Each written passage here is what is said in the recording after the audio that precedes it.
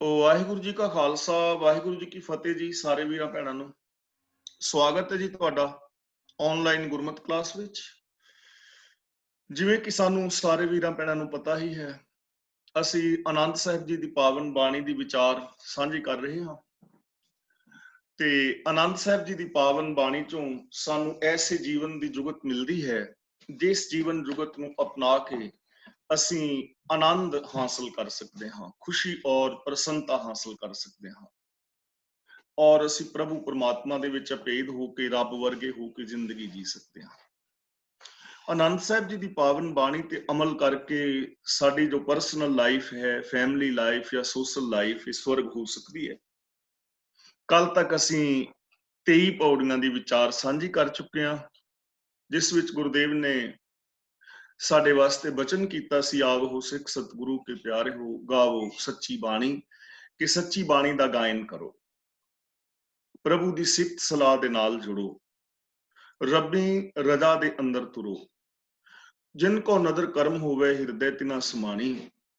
ਔਰ ਜਿਹੜੇ ਵੀ ਫਿਰ ਇਸ ਪਾਵਨ ਬਾਣੀ ਦੇ ਨਾਲ ਜੁੜਦੇ ਨੇ, ਸੁਣਦੇ ਨੇ, ਕਹਿੰਦੇ ਨੇ, ਅਮਲ ਕਰਦੇ ਨੇ, ਉਹ ਲੋਕ ਪਤਿਤ ਤੋਂ ਪੁਨੀਤ ਹੋ ਜਾਂਦੇ ਨੇ, ਉਹ ਲੋਕ ਪਵਿੱਤਰ ਹੋ ਜਾਂਦੇ ਨੇ, ਉਹਨਾਂ ਦੀ ਵਿਚਾਰਧਾਰਾ ਪਵਿੱਤਰ ਹੋ ਜਾਂਦੀ ਹੈ, ਉਹਨਾਂ ਦੇ ਬੋਲ ਮਹਾਨ ਹੋ ਜਾਂਦੇ ਨੇ, ਉਹਨਾਂ ਦੀ ਸੋਚ ਮਹਾਨ ਹੋ ਜਾਂਦੀ ਹੈ, ਉਹਨਾਂ ਦਾ ਜਿਹੜਾ ਵਿਹਾਰ ਹੈ ਉਹ ਪਾਵਨ ਔਰ ਪਵਿੱਤਰ ਹੋ ਜਾਂਦਾ ਹੈ ਔਰ ਉਹਨਾਂ ਲੋਕਾਂ ਦੀ ਜ਼ਿੰਦਗੀ ਦੇ ਅੰਦਰ ਆਨੰਦ ਪੈਦਾ ਹੁੰਦਾ ਹੈ। ਹੁਣ ਅਗਲੀ ਪੌੜੀ ਵਿੱਚ ਗੁਰੂ ਜੀ ਸਾਨੂੰ ਸਮਝਾ ਰਹੇ ਹਨ, ਸਤਿਗੁਰੂ ਬਿਨਾ ਹੋਰ ਕੱਚੀ ਹੈ ਬਾਣੀ, ਕਿ ਸੱਚੇ ਗੁਰੂ ਤੋਂ ਬਿਨਾ ਹੋਰ ਜੋ ਵੀ ਬਾਣੀ ਹੈ, ਜੋ ਵੀ ਬੋਲ ਨੇ, ਉਹ ਕੱਚੇ ਨੇ। ਸਤਿਗੁਰੂ ਦੇ ਕੋਲ ਕੀ ਹੈ? Universal truth. ਜਿਹੜੀ ਚੀਜ਼ ਯੂਨੀਵਰਸਲ ਟਰੁੱਥ ਦੇ ਉੱਤੇ ਪੂਰੀ ਨਹੀਂ ਉਤਰਦੀ ਉਹ ਕੱਚੀ ਹੈ। ਜਿਹੜੀ ਵੀ ਚੀਜ਼ ਯੂਨੀਵਰਸਲ ਟਰੁੱਥ ਤੇ ਪੂਰੀ ਨਹੀਂ ਉਤਰਦੀ ਉਹ ਕੱਚੀ ਹੈ।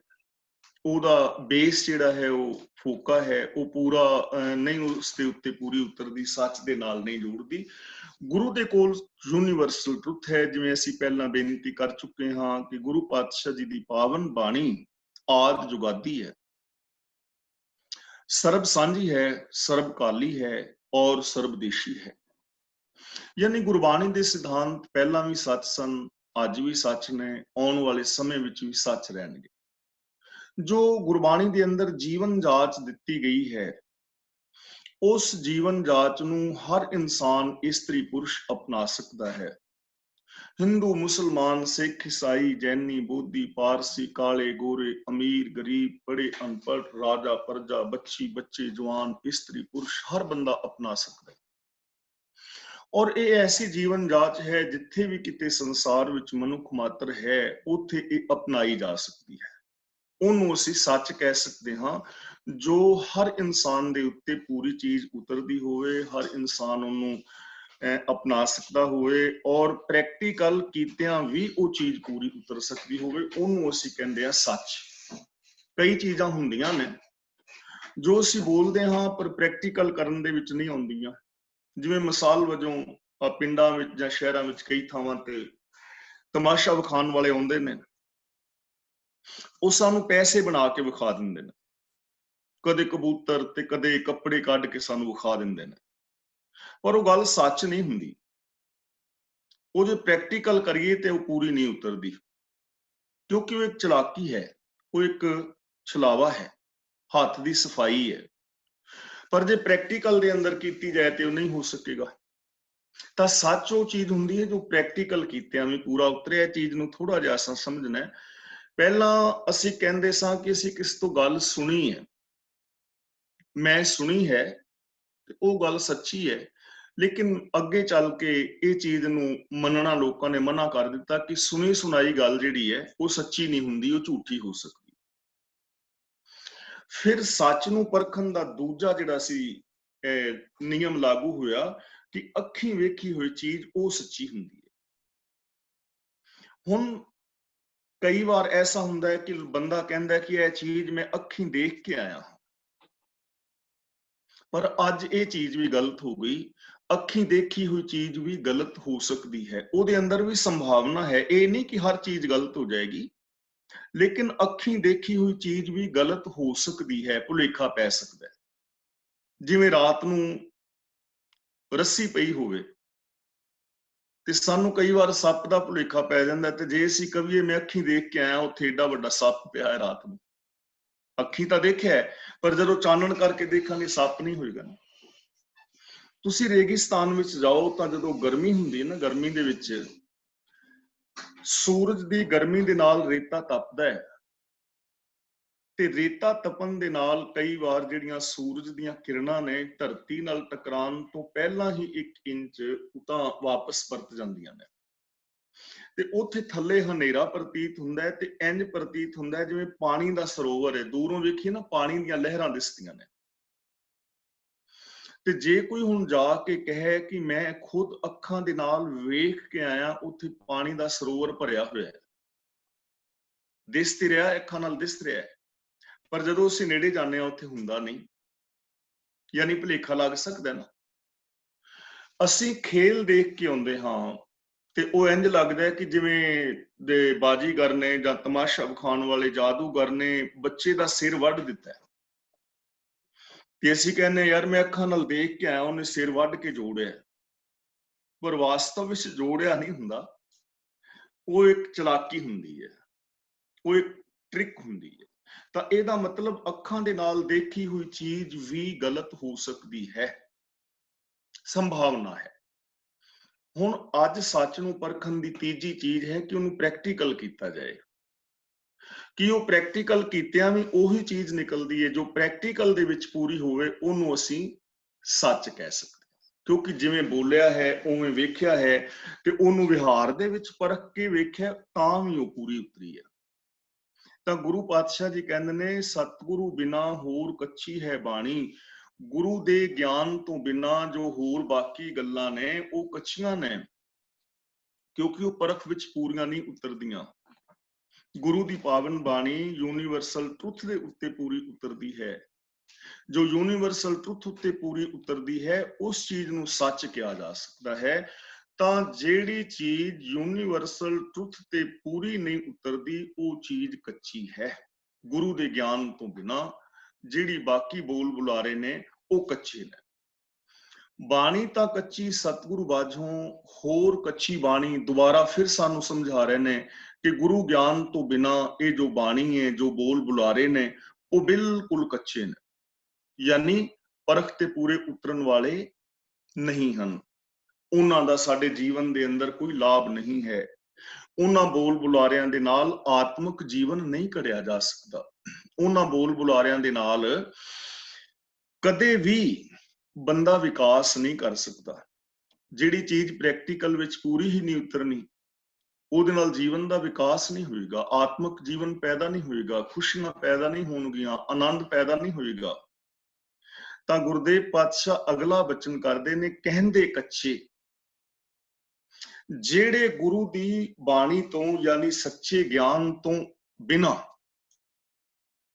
ਕਹਿੰਦੇ ਨੇ ਇਸ ਚੀਜ਼ ਨੂੰ ਪਰਖਣ ਤੋਂ ਬਿਨਾ ਕਿ ਇਹ ਚੀਜ਼ ਯੂਨੀਵਰਸਲ ਟਰੁੱਥ ਤੇ ਪੂਰੀ ਉਤਰਦੀ ਹੈ ਕਿ ਨਹੀਂ, ਤੇ ਜਿਹੜੀ ਚੀਜ਼ ਬ੍ਰਹਿਮੰਡੀ ਸੱਚ ਉੱਤੇ ਪੂਰੀ ਨਹੀਂ ਉਤਰ ਰਹੀ, ਤੇ ਜੇ ਕੋਈ ਬੰਦਾ ਉਹਨੂੰ ਕਹਿ ਰਿਹਾ ਤਾਂ ਗੁਰੂ ਜੀ ਕਹਿੰਦੇ ਨੇ ਕਹਿੰਦੇ ਕੱਚੇ, ਉਹ ਜੋ ਕਹਿਣ ਵਾਲੇ ਨੇ ਉਹ ਕੱਚੇ ਨੇ, ਮੀਨਸ ਕਿ ਉਹਨਾਂ ਦਾ ਜਿਹੜਾ ਜੀਵਨ ਹੈ ਜਾਂ ਉਹਨਾਂ ਦਾ ਜੋ ਬੋਲ ਬੁਲਾਰਾ ਹੈ ਜਾਂ ਉਹਨਾਂ ਦੀ ਸੋਚ ਹੈ ਉਹ ਕੱਚੇ ਨੇ, ਉਹਨਾਂ ਦੇ ਮਨ ਵੀ ਕਮਜ਼ੋਰ ਹੁੰਦੇ ਨੇ। ਵਾਸਤਵ ਦੇ ਵਿੱਚ ਗੱਲ ਠੀਕ ਹੈ। ਹੁਣ ਕਿੰਨੇ ਲੋਕ ਕਹਿ ਰਹੇ ਨੇ ਕਿ ਤੀਰਥਾਂ ਤੇ ਨਹਾਉਣ ਦੇ ਨਾਲ ਸਾਨੂੰ ਰੱਬ ਮਿਲ ਜਾਏਗਾ, ਪਰ ਮਿਲਿਆ ਨਹੀਂ ਨਾ, ਤਾਂ ਇਹ ਗੱਲ ਕੱਚੀ ਹੈ। ਕਿੰਨੇ ਲੋਕ ਕਹਿ ਰਹੇ ਨੇ ਕਿ ਤਿਆਗ ਕਰੋ ਸੰਸਾਰ ਦਾ, ਬਾਬੇ ਬਣ ਜਾਓ, ਪਰ ਬਾਬੇ ਬਣਿਆ ਸਮਾਜ ਨਹੀਂ ਨਾ ਚੱਲ ਸਕਦਾ। ਜੇ ਹੁਣ ਅਸੀਂ ਸਾਰੇ ਹੀ ਬਾਬੇ ਬਣ ਜਾਈਏ ਤਾਂ ਫਿਰ ਬਾਬੇ ਬਣਨ ਦੇ ਨਾਲ ਤੇ ਕੰਮ ਚੱਲਣਾ ਨਹੀਂ, ਲੰਗਰ ਕਿੱਥੋਂ ਛਕੋਗੇ, ਖੇਤੀ ਕਰਨੀ ਪੈਗੀ ਨਾ, ਦੁਕਾਨ ਫੈਕਟਰੀਆਂ ਕਾਰਖਾਨੇ ਸਾਰੇ ਚਲਾਉਣ ਵਾਲੇ, ਪੁਲਿਸ ਮਿਲਟਰੀ ਵਾਲੇ ਸਾਰੇ ਬਾਬੇ ਬਣ ਜਾਣ, ਟੀਚਰ ਸਟੂਡੈਂਟ ਸਾਰੇ ਬਾਬੇ ਬਣ ਜਾਣ ਤੇ ਠੂਠੇ ਫੜ ਲੈਣ ਸਾਰੇ, ਤੇ ਕੀ ਸਮਾਜ ਚੱਲੇਗਾ? ਨਹੀਂ ਚੱਲੇਗਾ। ਇਸ ਲਈ ਇਹ ਗੱਲ ਕੱਚੀ ਹੈ। ਗੁਰੂ ਜੀ ਨੇ ਸਾਨੂੰ ਗ੍ਰਸਤੀ ਜੀਵਨ ਦਿੱਤਾ ਹੈ, ਤਾਂ ਗ੍ਰਸਤੀ ਬਣ ਕੇ ਤੁਸੀਂ ਕਿਰਤਕਾਰ ਕਰਕੇ ਆਪਣੇ ਫਰਜ਼ਾਂ ਨੂੰ ਪੂਰੀਆਂ ਕਰਦਿਆਂ ਖੁਸ਼ੀ ਮਾਣ ਸਕਦੇ ਹੋ। ਇੱਕ ਸੱਚ ਹੈ, ਅਟਲ ਸੱਚਾਈ। मौन धारण कर लो, समाधि ला के बैठे रहो ते की समाज चल जाएगा। सारे मौन धारण कर लो, समाज नहीं ना चलना। वो पति पत्नी की आपस हो गई, थोड़ी लड़ाई खटपट हो गई, उन्होंने बोलना बंद कर दिता।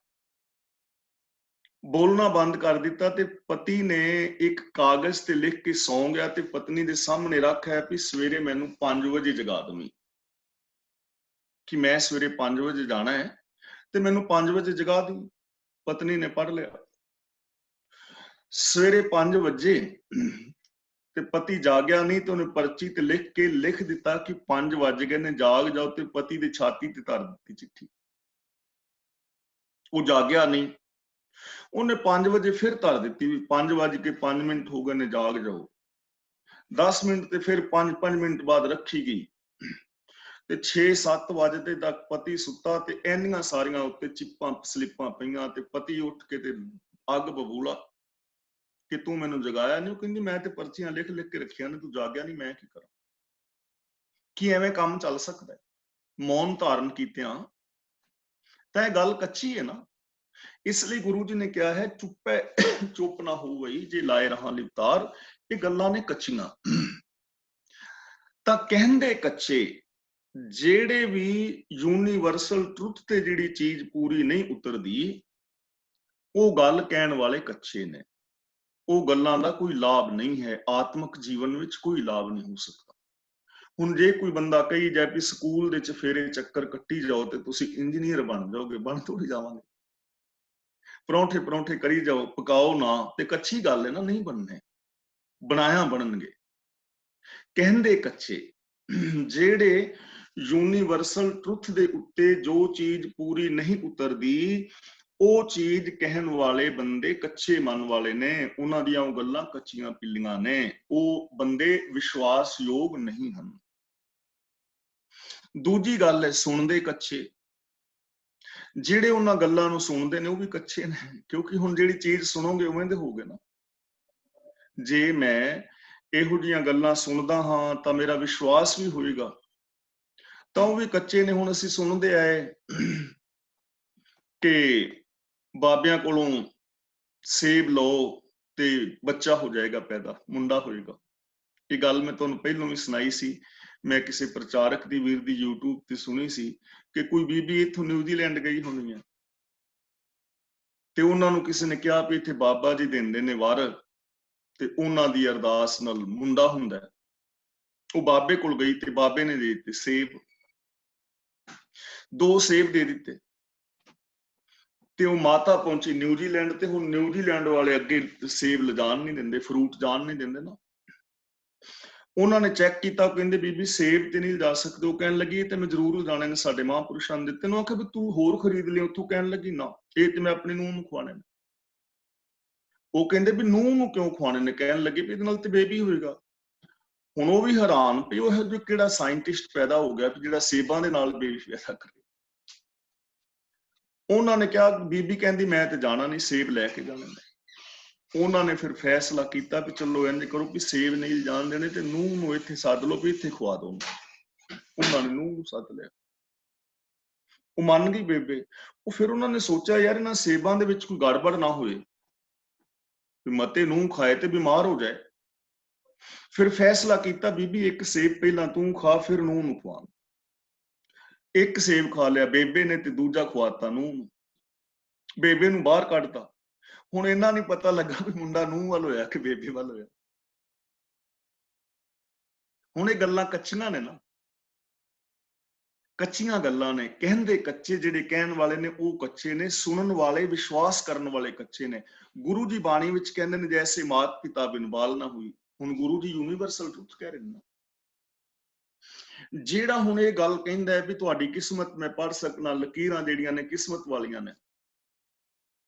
ਜੋਤਸ਼ੀ ਵੇਖ ਰਿਹਾ ਸੀ ਇੱਕ ਬੰਦੇ ਦਾ ਹੱਥ, ਕਹਿਣ ਲੱਗਾ ਯਾਰ ਤੇਰੀ ਕਿਸਮਤ ਵਿੱਚ ਤੇ ਕਰੋੜਾਂ ਰੁਪਏ ਲਿਖੇ ਨੇ।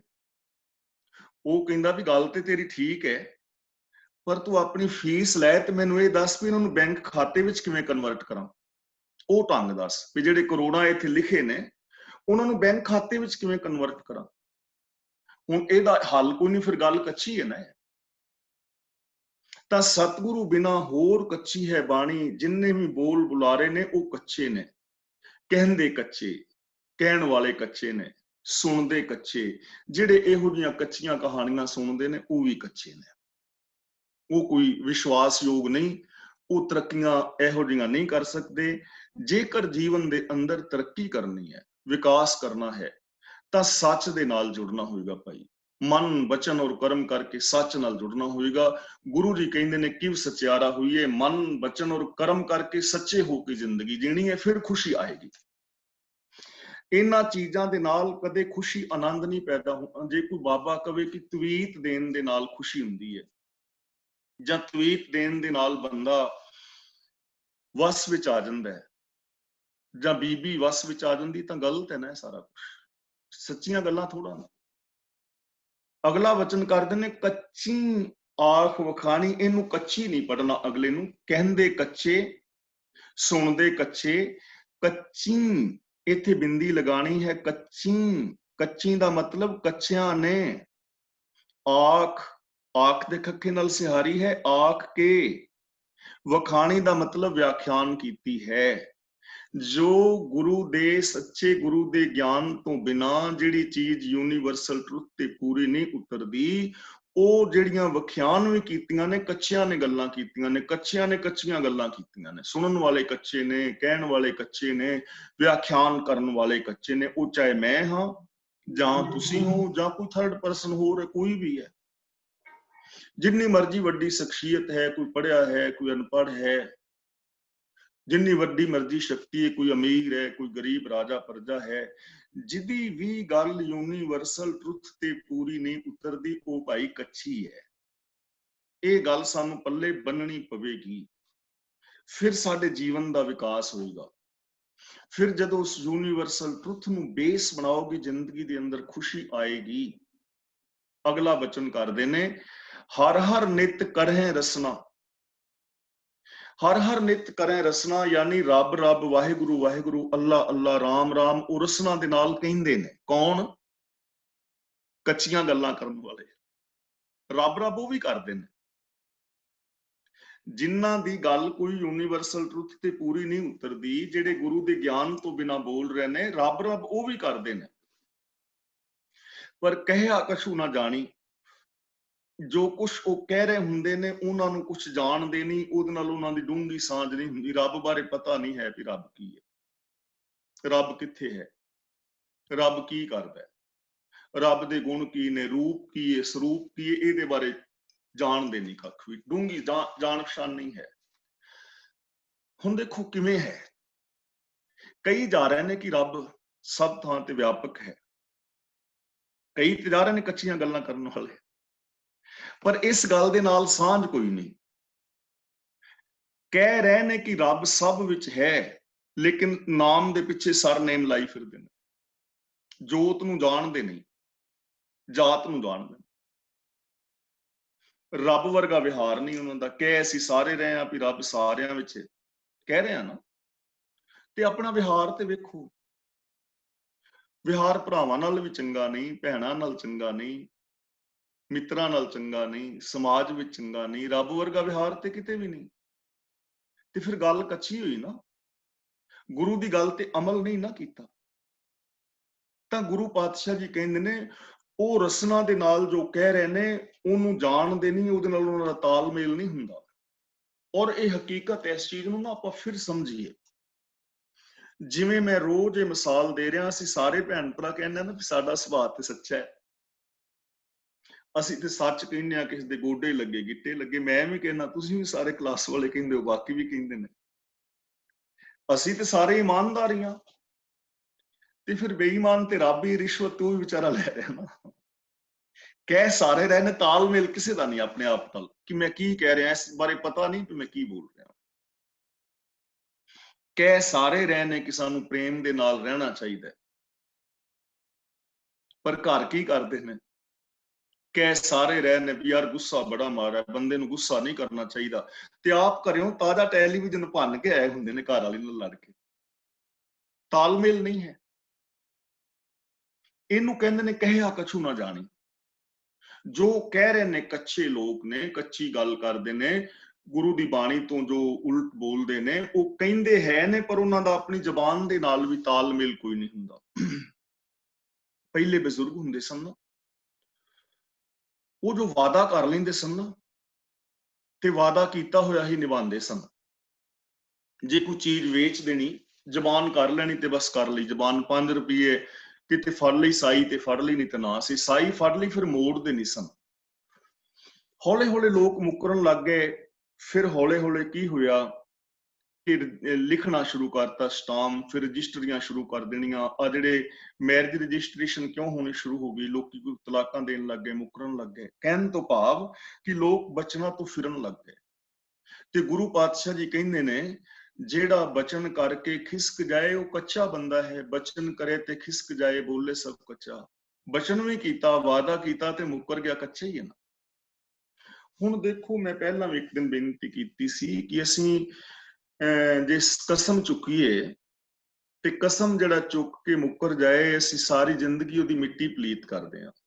ਮੰਨ ਲਓ ਮੈਂ ਤੁਹਾਡੇ ਨਾਲ ਕੋਈ ਵਾਅਦਾ ਕਰ ਲਿਆ, ਮੈਂ ਕਸਮ ਚੁੱਕ ਲਈ ਵੀ ਧਰਮ ਨਾਲ ਸਹੁੰ ਪਿਓ ਦੀ ਮੈਂ ਕੰਮ ਜ਼ਰੂਰ ਕਰਾਂਗਾ, ਤੇ ਮੈਂ ਜਾਵਾਂ ਮੁੱਕਰ, ਤੇ ਤੁਹਾਡੇ ਸਾਹਮਣੇ ਮੇਰੀ ਕੋਈ ਸਿਫਤ ਕਰੇ ਵੀ ਭਾਈ ਮੋਹਰ ਸਿੰਘ ਬੜਾ ਵਧੀਆ ਬੰਦਾ ਹੈ, ਤੇ ਤੁਸੀਂ ਫਿਰ ਕੀ ਕਹੋਗੇ? ਨਾ ਨਾ, ਉਹਦੇ ਵਰਗਾ ਨਲਾਇਕ ਬੰਦਾ ਹੈ ਨਹੀਂ, ਉੱਤੇ ਕਸਮਾਂ ਚੁੱਕ ਕੇ ਮੁੱਕਰਦਾ। ਮੇਰੇ ਸਾਹਮਣੇ ਉਹਨੇ ਕਸਮ ਚੁੱਕੀ ਸੀ, ਉੱਤੇ ਵਾਅਦੇ ਕਰਕੇ ਮੁੱਕਰਦਾ।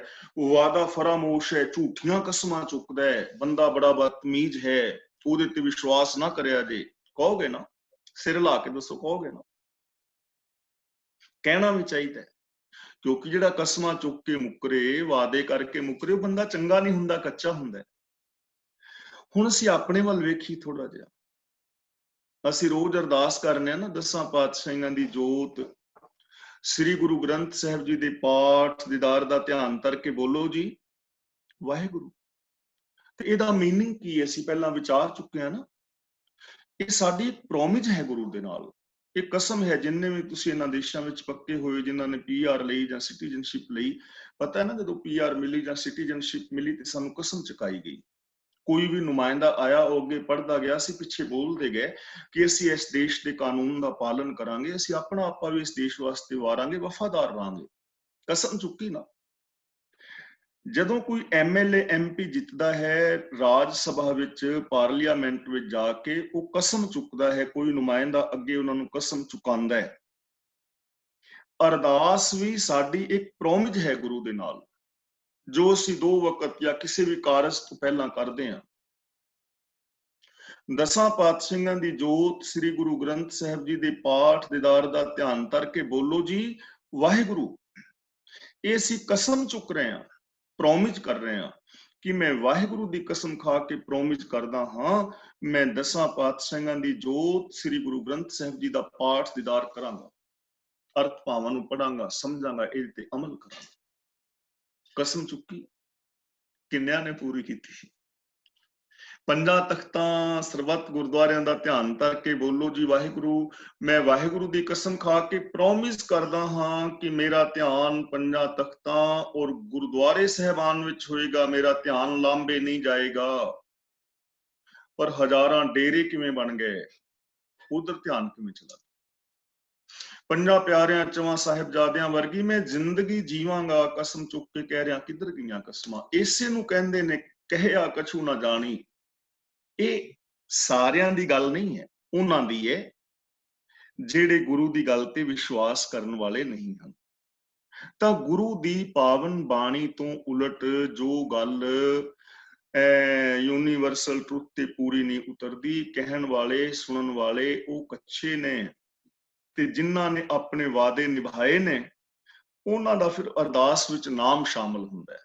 5 ਪਿਆਰਿਆਂ ਨੂੰ ਦੇਖ ਲਓ, 4 ਸਾਹਿਬਜ਼ਾਦਿਆਂ ਨੂੰ ਦੇਖ ਲਓ, ਹੋਰ ਨਾਮ ਜਪਣ ਵਾਲੇ, ਵੰਡ ਛਕਣ ਵਾਲੇ, ਉਹਨਾਂ ਨੂੰ ਦੇਖ ਲਓ, ਬਾਬਾ ਬੰਦਾ ਸਿੰਘ ਬਹਾਦਰ ਜਾਂ ਮੀਰ ਮੰਨੂ ਦੇ ਜੇਲ੍ਹ ਵਿੱਚ ਬੀਬੀਆਂ ਜਾਂ ਹੋਰ ਜਿੰਨੇ ਨੇ, ਉਹਨਾਂ ਨੇ ਇਹਨਾਂ ਚੀਜ਼ਾਂ ਨੂੰ ਨਿਭਾਇਆ ਹੈ, ਪੱਕੇ ਨੇ। ਉਹਨਾਂ ਨੇ ਗੁਰੂ ਦੀ ਸੱਚੀ ਬਾਣੀ ਨੂੰ ਪੜ੍ਹਿਆ, ਸੁਣਿਆ ਔਰ ਅਮਲ ਕੀਤਾ ਹੈ। ਉਹਨਾਂ ਨੂੰ ਪਤਾ ਹੈ ਮੈਂ ਕੀ ਕਹਿ ਰਿਹਾ, ਕੀ ਕਰਦਾ। ਅਗਲਾ ਵਚਨ ਕਰਦੇ ਨੇ, ਹਰ ਹਰ ਨਿਤ ਕਰੇ ਰਸਨਾ, ਕਹਿਆ ਕਛੂ ਨਾ ਜਾਣੀ। ਉਹ ਜ਼ਬਾਨ ਦੇ ਨਾਲ ਰੱਬ ਰੱਬ ਕਰਦੇ ਨੇ, ਉਹ ਵੀ ਜੋ ਗੁਰੂ ਦੀ ਬਾਣੀ ਤੋਂ ਇਲਾਵਾ ਆਪਣੀਆਂ ਰਚਨਾਵਾਂ ਬਣਾਈਆਂ ਨੇ, ਯੂਨੀਵਰਸਲ ਟਰੁੱਥ ਤੋਂ ਬਿਨਾਂ ਜੋ ਬੋਲਦੇ ਨੇ, ਰੱਬ ਰੱਬ ਕਰਦੇ ਨੇ, ਉਹ ਵੀ ਕਰਦੇ ਨੇ, ਪਰ ਕਹਿਆ ਕਛੂ ਨਾ ਜਾਣੀ, ਜੋ ਕਹਿ ਰਹੇ ਨੇ ਉਹਨੂੰ ਜਾਣਦੇ ਨਹੀਂ, ਉਹਦੇ ਨਾਲ ਉਹਨਾਂ ਦੀ ਡੂੰਘੀ ਸਾਂਝ ਨਹੀਂ ਹੁੰਦੀ। ਕਹਿੰਦੇ ਨੇ ਸੱਚ ਬੋਲੋ, ਪਰ ਸੱਚ ਬੋਲਦੇ ਨਹੀਂ। ਕਹਿੰਦੇ ਨੇ ਦਇਆ ਕਰੋ, ਪਰ ਦਇਆ ਉਹਨਾਂ ਵਿੱਚ ਹੁੰਦੀ ਨਹੀਂ। ਕਹਿੰਦੇ ਜ਼ਰੂਰ ਨੇ ਪਰਉਪਕਾਰ ਕਰੋ, ਰਿਸ਼ਵਤ ਨਾ ਲਓ, ਚੋਰੀ ਨਾ ਕਰੋ, ਲੇਕਿਨ ਲੈ ਰਹੇ ਹੁੰਦੇ ਨੇ। ਅਗਲਾ ਬਚਨ ਗੁਰਦੇਵ ਪਾਤਸ਼ਾਹ ਕਰਦੇ ਨੇ, ਚਿੱਤ ਜਿਨ ਕਾ ਹਿਰ ਲਿਆ ਮਾਇਆ। ਹਿਰ ਲਿਆ, ਇਹਨੂੰ ਹਰ ਲਿਆ ਨਹੀਂ ਪੜਨਾ, ਹਿਰ ਲਿਆ। ਹਿਰਨਾ ਮਤਲਬ ਚੁਰਾਣਾ, ਠੱਗਣਾ। ਜਿਨ੍ਹਾਂ ਦੇ ਚਿੱਤ ਨੂੰ ਮਾਇਆ ਨੇ ਠੱਗ ਲਿਆ ਹੈ, ਮੋਹ ਰੱਖਿਆ ਹੈ। ਹਿਰ ਲਿਆ ਦਾ ਮਤਲਬ ਮੋਹ ਲਿਆ। ਬੋਲਣ ਪੈ ਰਵਾਣੀ, ਰਵਾਣੀ ਦਾ ਮਤਲਬ ਜ਼ਬਾਨੀ, ਜ਼ਬਾਨੀ ਬੋਲੀ ਜਾਂਦੇ ਨੇ, ਅਮਲ ਨਹੀਂ ਕਰਦੇ। ਚਿੱਤ ਜਿਨ ਕਾ ਹਿਰ ਲਿਆ ਮਾਇਆ। ਹੁਣ ਦੇਖੋ, ਮਾਇਆ ਨੂੰ ਸਮਝਣਾ ਬਹੁਤ ਜ਼ਰੂਰੀ ਹੈ। ਮੈਂ ਇਹ ਰੋਜ਼ ਬੇਨਤੀ ਕਰ ਰਿਹਾ, ਔਰ ਇਹਨਾਂ ਚੀਜ਼ਾਂ ਨੂੰ ਬਾਰ-ਬਾਰ ਰਿਪੀਟ ਕਰਨ ਦੀ ਲੋੜ ਹੈ, ਕਿਉਂਕਿ ਜਿਸ ਕਰਕੇ ਸਾਡੇ ਸਬਕੌਂਸ਼ੀਅਸ ਦੇ ਅੰਦਰ ਇਹ ਚੀਜ਼ਾਂ ਚਲੀਆਂ ਜਾਣ, ਸਾਡੇ ਮਨ ਦੀ ਗਹਿਰਾਈ ਵਿੱਚ ਚਲੀਆਂ ਜਾਣ, ਅਸੀਂ ਇਹਨਾਂ ਚੀਜ਼ਾਂ ਤੇ ਅਮਲ ਕਰਕੇ ਕੁਝ ਆਤਮਿਕ ਉੱਚਤਾ ਹਾਸਲ ਕਰ ਸਕੀਏ, ਸਮਾਜ ਔਰ ਸੰਸਾਰ ਦਾ ਅਸੀਂ ਕੁਝ ਭਲਾ ਕਰ ਸਕੀਏ, ਸਾਡੇ ਆਪਣੇ ਜੀਵਨ ਵਿੱਚ ਵਿਕਾਸ ਹੋ ਸਕੇ। ਸਾਡੇ ਧਾਰਮਿਕ ਲੋਕਾਂ ਨੇ ਪੈਸੇ ਨੂੰ ਬਹੁਤ ਭੰਡਿਆ ਹੈ, ਪੈਸੇ ਨੂੰ ਭੰਡਿਆ ਹੈ, ਮਾਇਆ ਨੂੰ ਭੰਡਿਆ ਹੈ, ਔਰ ਔਰਤ ਨੂੰ ਭੰਡਿਆ ਹੈ ਮਾਇਆ ਕਹਿ ਕੇ, ਪੈਸੇ ਨੂੰ ਮਾਇਆ ਕਹਿ ਕੇ ਭੰਡਿਆ ਹੈ। ਪਰ ਗੁਰਬਾਣੀ ਦੇ ਅੰਦਰ ਜਿਸ ਚੀਜ਼ ਨੂੰ ਮਾਇਆ ਕਿਹਾ ਗਿਆ ਹੈ, ਉਹਨੂੰ ਸਮਝਿਆ ਨਹੀਂ ਬਹੁਤੇ ਵੀਰਾਂ ਨੇ, ਬਹੁਤਿਆਂ ਨੇ, ਸਾਰਿਆਂ ਦੀ ਗੱਲ ਨਹੀਂ ਕਰ ਰਿਹਾ, ਬਹੁਤਾਤ ਗਿਣਤੀ ਨੇ ਮਾਇਆ ਕੇਵਲ ਔਰਤ ਨੂੰ ਕਹਿ ਦਿੱਤਾ, ਔਰ ਪੈਸੇ ਪ੍ਰੋਪਰਟੀ ਨੂੰ ਕਹਿ ਦਿੱਤਾ। ਲੇਕਿਨ ਇਹਨਾਂ ਦੋਵਾਂ ਚੀਜ਼ਾਂ ਤੋਂ ਬਿਨਾਂ ਕੀ ਸੰਸਾਰ ਚੱਲ ਸਕਦਾ ਹੈ? ਔਰਤ ਤੋਂ ਬਿਨਾਂ ਤੇ ਸੰਸਾਰ ਚੱਲ ਹੀ ਨਹੀਂ ਸਕਦਾ। ਗੁਰੂ ਜੀ ਕਹਿੰਦੇ ਨੇ, ਭੰਡ ਨਿੰਮੀਏ, ਭੰਡ ਜੰਮੀਏ, ਭੰਡ ਮੰਗਣ ਵਿਆਹ, ਭੰਡੋਂ ਹੋਵੇ ਦੋਸਤੀ, ਭੰਡੋਂ ਚੱਲੇ ਰਾਹ। ਔਰਤ ਤੋਂ ਬਿਨਾਂ ਤੇ ਇਸ ਦੁਨੀਆ ਹੀ ਨਹੀਂ ਚੱਲ ਸਕਦੀ। ਇਹ ਸੰਸਾਰ ਦਾ ਰਾਸਤਾ ਹੀ ਔਰਤ ਕਰਕੇ ਚੱਲ ਰਿਹਾ ਹੈ। ਜੇ ਔਰਤ ਨਹੀਂ ਤੇ ਬੱਚਾ ਜਨਮ ਹੀ ਨਹੀਂ ਲੈ ਸਕੇਗਾ ਨਾ। ਤਾਂ ਔਰਤ ਨੂੰ ਕਿਵੇਂ ਭੰਡ ਸਕਦੇ ਹੋ ਤੁਸੀਂ? ਔਰਤ ਨੂੰ ਮਾੜਾ ਕਿਵੇਂ ਕਹਿ ਸਕਦੇ ਹੋ? ਸੋ ਕਿਉਂ ਮੰਦਾ ਆਖੀਐ ਜਿਤ ਜੰਮੈ ਰਾਜਾਨ। ਜਿਨੇ ਵੱਡੀਆਂ ਵੱਡੀਆਂ ਰੂਹਾਂ ਨੂੰ ਜਨਮ ਦਿੱਤਾ ਹੈ, ਉਹਨਾਂ ਲੋਕ ਉਸ ਔਰਤ ਨੂੰ ਕਿਵੇਂ ਮਾੜਾ ਕਹਿ ਸਕਦੇ? ਹੁਣ ਅਸੀਂ ਕਹਿ ਦਿੰਦੇ ਨਾ, ਪਤੀ ਪਰਮੇਸ਼ਰ ਹੈ, ਬੜੀ ਵਧੀਆ ਗੱਲ ਹੈ, ਜਿਨੇ ਕਿਹਾ ਹੈ ਬੜਾ ਵਧੀਆ ਕਿਹਾ ਹੈ, ਪਰ ਇੱਥੇ ਥੋੜੀ ਜਿਹੀ ਬੇਇਨਸਾਫੀ ਕਰ ਗਿਆ ਨਾ ਉਹ ਬੰਦਾ। ਪਤੀ ਨੂੰ ਪਰਮੇਸ਼ਰ ਕਹਿਣ ਵਾਲਾ ਥੋੜੀ ਜਿਹੀ ਬੇਇਨਸਾਫੀ ਕਰ ਗਿਆ। ਉਹਨੂੰ ਇਹ ਨਹੀਂ ਦੱਸਿਆ ਕਿ ਜੇ ਪਤੀ ਪਰਮੇਸ਼ਰ ਹੈ ਤੇ ਔਰਤ ਉਹ ਮੰਦਰ ਹੈ ਜਿੱਥੇ ਉਸਨੇ 9 ਮਹੀਨੇ ਸਮਾਧੀ ਲਾ ਕੇ ਗੁਜ਼ਾਰੇ ਨੇ, ਜਿਸ ਮੰਦਰ ਦੇ ਵਿੱਚ ਉਹ ਜਨਮ ਲਿਆ ਹੈ, ਉਹਨੂੰ ਮੰਦਰ ਜਿੰਨਾ ਸਤਿਕਾਰ ਦਿਓ, ਉਹਨੂੰ ਰੱਬ ਦੇ ਘਰ ਜਿੰਨਾ ਸਤਿਕਾਰ ਦਿਓ। ਠੀਕ ਹੈ ਨਾ? ਪੈਸੇ ਨੂੰ ਭੰਡੋਗੇ ਤੇ ਪੈਸੇ ਤੋਂ ਬਿਨਾਂ ਕੰਮ ਕਿਵੇਂ ਚੱਲੇਗਾ? ਹੁਣ ਬਾਬੇ 2.5 3 ਲੱਖ ਲੈ ਲੈਂਦੇ ਨੇ ਨਾ, ਇਹ ਗੱਲ ਕਹਿਣ ਦੇ ਵੀ ਮਾਇਆ ਨੇ ਨਾਲ ਨਹੀਂ ਜਾਣਾ। ਇੰਨੀ ਗੱਲ ਕਹਿਣ ਦੇ 2.5 ਲੱਖ ਲੈ ਲੈਣਾ, ਚੰਗਾ ਕੰਮ ਨਹੀਂ ਨਾ। ਤਾਂ ਮਾਇਆ ਨੂੰ ਸਮਝਣ ਦੀ ਲੋੜ ਹੈ। ਇਹ ਮਾਇਆ ਕਿਹੜੀ ਹੈ? ਮਾਇਆ ਪੈਸਾ ਨਹੀਂ, ਪੈਸੇ ਦੀ ਲੋੜ ਹੈ, ਮੈਨੂੰ ਵੀ ਲੋੜ ਹੈ, ਤੁਹਾਨੂੰ ਵੀ ਲੋੜ ਹੈ, ਬਾਬਿਆਂ ਨੂੰ ਵੀ ਲੋੜ ਹੈ, ਹਰ ਇੱਕ ਨੂੰ ਲੋੜ ਹੈ।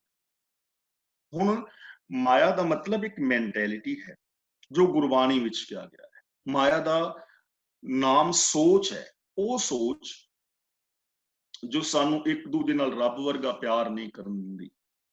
ਸਾਡੀ ਉਹ ਸੋਚ ਜੋ ਸਾਡੇ ਅੰਦਰ ਸੈਲਫਿਸ਼ਨੈਸ ਪੈਦਾ ਕਰਦੀ ਹੈ, ਮੋਹ ਪੈਦਾ ਕਰਦੀ ਹੈ, ਸਵਾਰਥ ਪੈਦਾ ਕਰਦੀ ਹੈ। ਉਹ ਸੋਚ ਜੋ ਸਾਡੇ ਅੰਦਰ ਮੇਰ ਟੇਰ ਦੇ ਵਿਤਕਰੇ ਕਰਦੀ ਹੈ, ਗੁਰੂ ਜੀ ਉਸ ਸੋਚ ਨੂੰ ਮਾਇਆ ਕਹਿ ਰਹੇ ਨੇ।